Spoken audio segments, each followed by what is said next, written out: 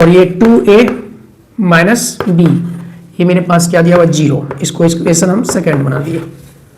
और 2a plus सी, ये देखिए तो 2a प्लस सी बराबर क्या है, ये 5 के, इसको इक्वेशन थर्ड बना दिए। 3c प्लस ये 3c प्लस डी, ये मेरे पास 13 दिया हुआ है, ये इक्वेशन मेरे पास 4 हो गया, है ना।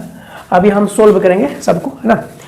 ये देखिए इक्वेशन 1 और 2 को हम दोनों को सोल्व करते हैं।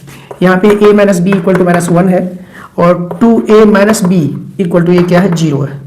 इसके साइन को हम क्या करेंगे, चेंज करेंगे, ये माइनस हो गया, ये प्लस हो जाएगा, ये माइनस हो जाएगा, ठीक, कोई दिक्कत नहीं। और ये माइनस बी प्लस बी खत्म हो गया, तो ए माइनस 2a में से a जाएगा, तो क्या बचेगा -a और बराबर किसकी है -1 की है। -1 से -1 कट गया, तो a का वैल्यू कितना आ गया 1। चलिए a का मान आ गया। हमको निकालना है b का मान। b का मान कैसे निकालेंगे, किसी एक में पुट कर देते हैं। यहीं पे a का मान आ गया आपको, यहाँ पे इसी में पुट करते हैं। a माइनस बी है ना, इक्वल टू क्या दिया -1, a का वैल्यू कितना है 1, b का वैल्यू कितना है, नहीं निकालना है -1, ये b यहीं छोड़ देंगे माइनस, है ना, इसको उधर ले जाएंगे।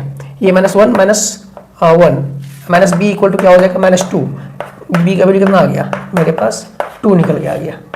a का भी वैल्यू आ गया, b का वैल्यू आ गया, अब c का निकालना हमको, ठीक है। तो ऊपर वाले चीज को मिटाते हैं, इसको हटाते हैं।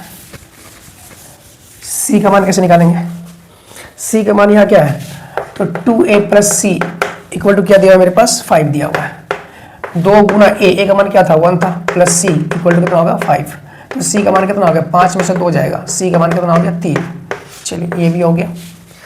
अब देखिए हमको निकालना है d का मान, तो यहाँ d का मान यहाँ कितना लिखेंगे 3c plus D equal to क्या दिया हुआ 13 दिया हुआ है, तो c की जगह क्या लिखेंगे हम लोग, c का मान निकाले ना, c का मान 3 है, तो 3 प्लस यहाँ पे d इक्वल टू कितना हो गया 13, d को यहीं छोड़ देंगे, 13 यहाँ लिखेंगे, इसको उधर लेके जाएंगे -9, तो d का वैल्यू कितना आ गया 13 में से 9 जाएगा, कितना बचेगा 4।